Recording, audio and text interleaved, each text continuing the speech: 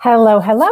Do you want to improve your chances of getting found in Google and being seen on the World Wide Web so that your website can really get more attention and attract more visitors?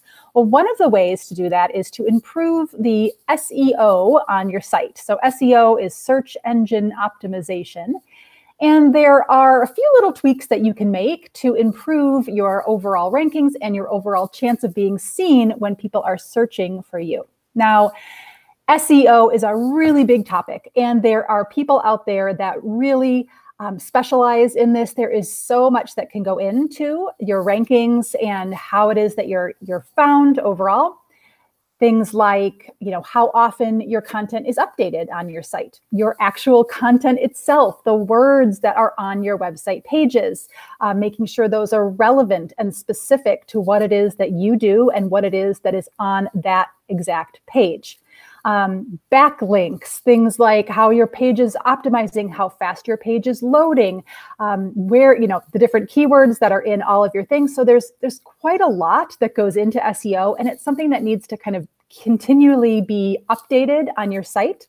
So it can be a little overwhelming. And I understand that a lot of, solopreneurs that are wearing many, many hats, it kind of can be overwhelming to think about all of those things. So I just want to break it down for you today and just give you 3 little tips that can absolutely help, help you get found, help you in your search engine optimization, and they're easy to do for anybody. So again, I'm not going to guarantee top, placement on Google with these tips. However, it is something that anybody can do and should do to overall improve their rankings and their search engine findability, right? I'm not using real words today. Okay, I'm going to show my screen and I'll show you where within Shine Pages you can do that. By the way, I'm Robin with Shine Pages, and I'm here to show you how to update some things to improve your SEO. Okay, I'm going to show my screen here. Let's just flip it around really quick, and I'm going to head over there. Okay, so on the Shine Pages platform, when you are building out your beautiful pages, I'm going to show you this page right here. You'll be typically in your builder mode. So tip 1 that I'm going to provide in terms of SEO is to make sure that all of your pages have a page title and a description that is for every single page that you have on your site, and that it is relevant to what is on that page. It contains the words that people would actually be searching for to find you, specific keywords, location, etc. And I'll show you where you're going to go to update those things. So within your builder screen here, you would go over to your pages. And here is your list of pages on your site. You can add new pages just by clicking this button. But if you click on the 3 little dots that will appear as you hover over each of the page names, you'll see that a little menu pops up. One of those will say Show Settings. And right here is your page settings. So this is your, your standard, this is the name of the page.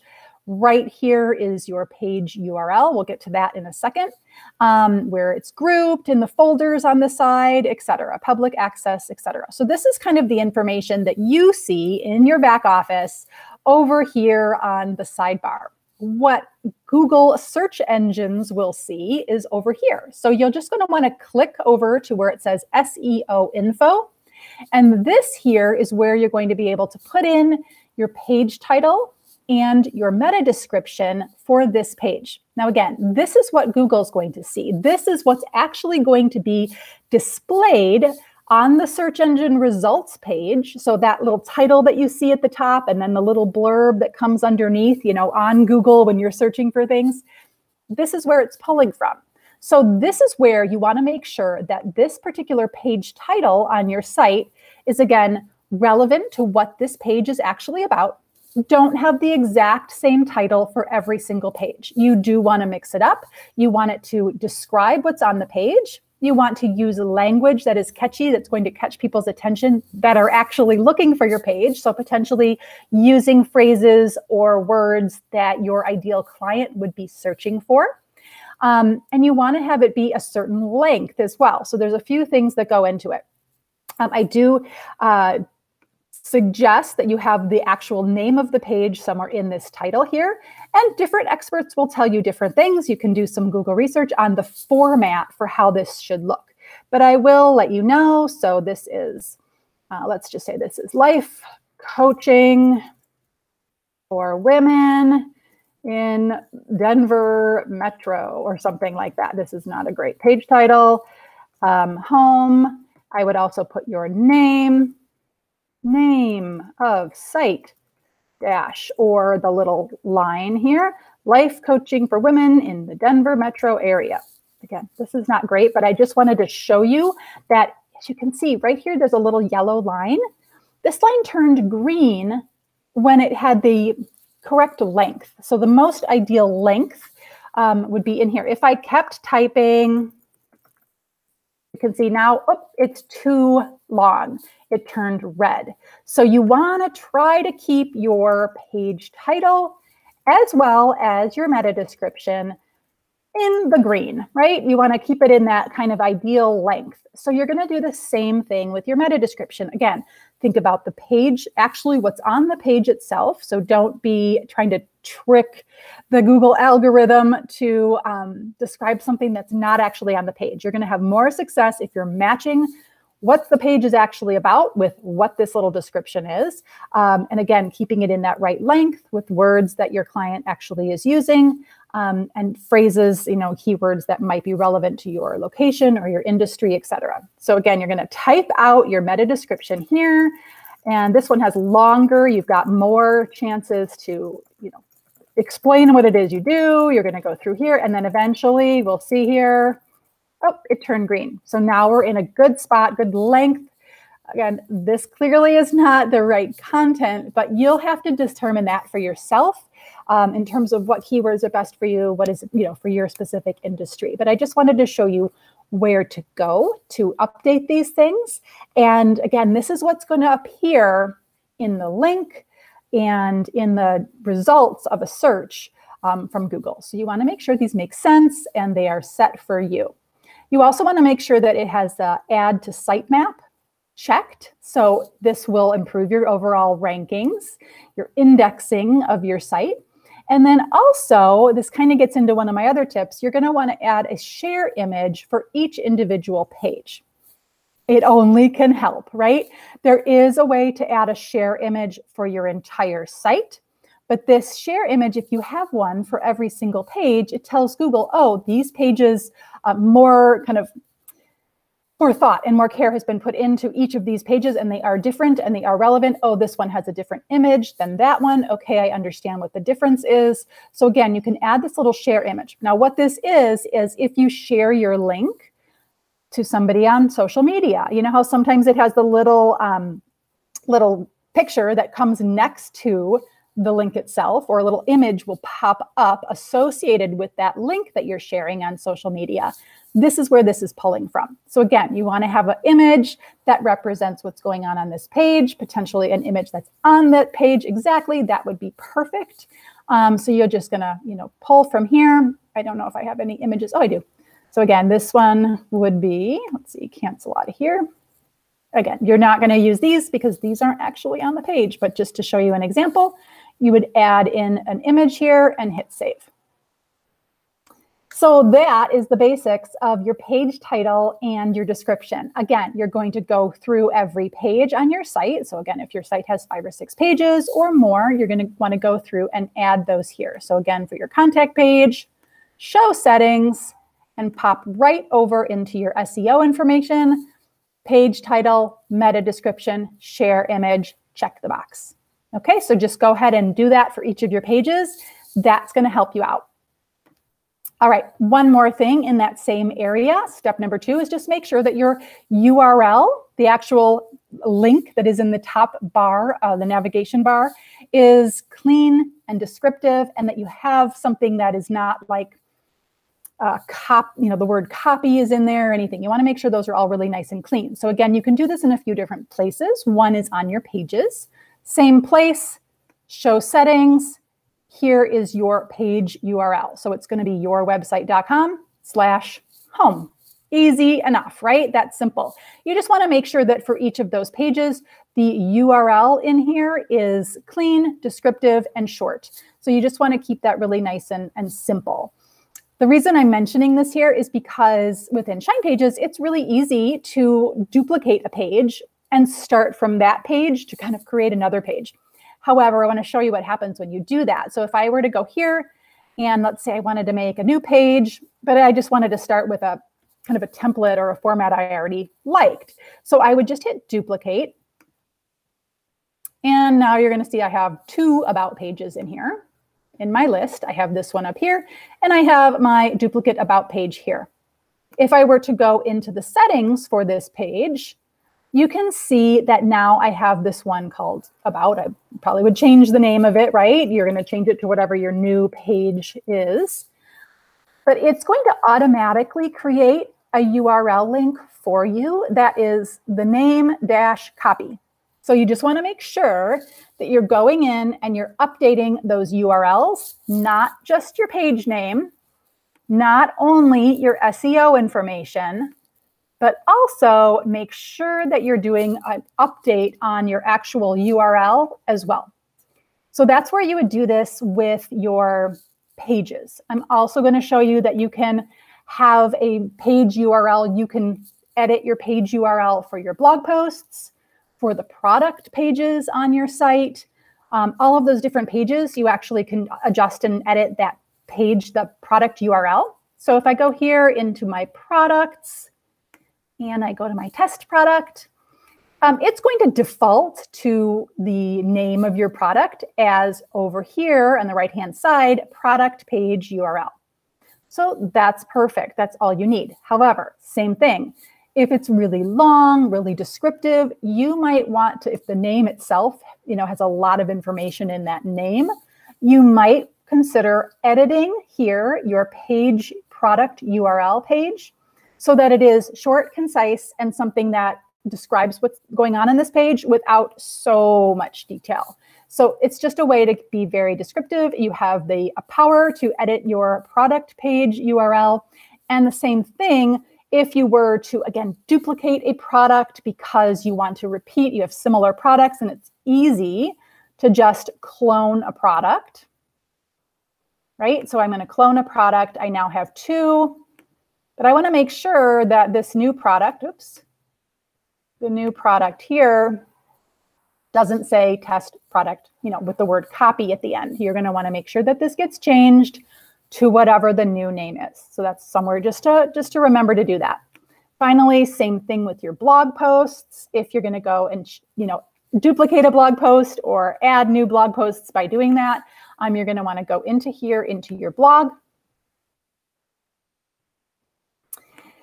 into your actual blog posts themselves, and then the settings for each blog post you'll see right here is the ability to change your post URL. Same thing, if you're duplicating a post to start not from scratch, you would just make sure you come in here and adjust the post URL right here. Okay, so that is the second tip. The first one was about your page title and your description, your sharing image, etc. This one is about your URL, keeping it nice and clean and simple. The third is going to be about how to increase your speed of your page loads. And that also plays into a factor with your SEO in general. If your page is very slow to load, Google is going to see that as a page that people bounce off of quickly. People are impatient. They don't want to wait for a page to load in front of them. So if you can do anything to increase your speed of your page load times, that's going to help overall your, not only the visitor experience, but also your SEO. So I'm going to show you a few tips for making sure that your pages load quickly. Some tips have to do with, we have a lot of features within Shine Pages. You can add animation above the fold. You can have things, float in, float out, all of these type of things. They don't really affect the page load speed too much, but every little bit of extra stuff you add on in layman's terms will slow it down just a tad. So you might want to consider keeping some of the animation just off of the area above the fold, just so that there is, it just loads that much faster. As people scroll down the page, it gives the site time to render itself. And so it's fine to have that below. But if you want to have the quickest experience for people, try to keep those elements above the fold fairly simple, potentially not having animations up top. Again, I like animations. They don't really slow it down too much, especially if you have images that are optimized and small in their file size. So it's up to you. You can kind of decide, but it's something to consider, I guess. But really, a main thing to consider is your overall image sizes on your site. So Shine Pages will automatically optimize your images and compress them without changing the quality. However, it's always a good idea to start off with the smallest file size that you need. Instead of starting with some huge file and making the website do all the work for you to compress it, why not start with a slightly smaller file size so that there's not as much to compress, and overall your page load speeds will be a lot faster. The way to do that is externally off of this site. So I'm going to make sure that I can have access to that screen. Let me see here. Let me go back over here. And let's add another screen in here. Let's see. Whoops. I'm going to go to a site that I use called compressor.io. And then I'm going to show that to you here. Okay. I'm sorry, excuse me 1 second. I'm going to go here and I'm just going to go window. So now you should be able to see everything. I hope this is working where you can see this. Okay. I hope this is working and that you can see this. But I go to compressor.io, and you're going to want to go here and drop your images, select your files, and drop any large size images right into here to overall compress the size. Now, what that means, it's not changing necessarily the dimensions of the image. That might be, 1900 by 500 or something like that, the dimensions of the image. This has to do with the overall file size of the image itself.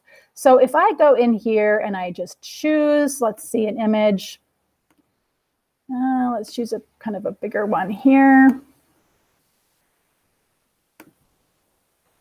Some of these are not so huge, so that's good. Oh, here's a really big one. So 5.1 megabytes, right? So I'm going to open up this one. So this image, the original file size is 5.1 megabytes. That's a pretty big file, and let's compress that before you upload that to your site, so there's just more chance of it rendering quickly. So as you can see, I guess this was 4.87, sorry, 4.87 megabytes. When I bring this in and compress this, now it's going to bring it all the way down to 432 kilobytes. Huge difference, right? But if you actually look at the quality of it, it really doesn't look any different at all. It's still a really beautiful picture. It looks clean, it looks clear. It's just that the overall file size is compressed. So what I like to do is make all of my file compressions first before I upload my images to my site. So I'm going to download this image now. Working 9. All right, so I've just downloaded that image, and then I'm going to go back and I'll show you where I'm going to go to upload it. So again, now I'm going to upload this image here. Let's see. I've got some crazy stuff going on here, but I'm just going to go to my file manager, website settings, file manager, view all images. This is one way to get to your image files. And I'm going to upload that file. Yeah, let's see here. Here we go.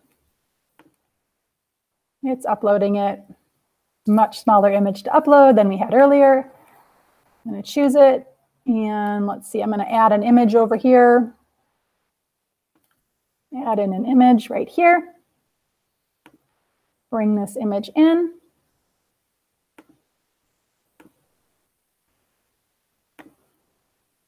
it's a small image. I can stretch this image and I can pull this image down and make it larger. So as you can see, this is an image file. I could make this much larger if I wanted to by simply pulling it over here.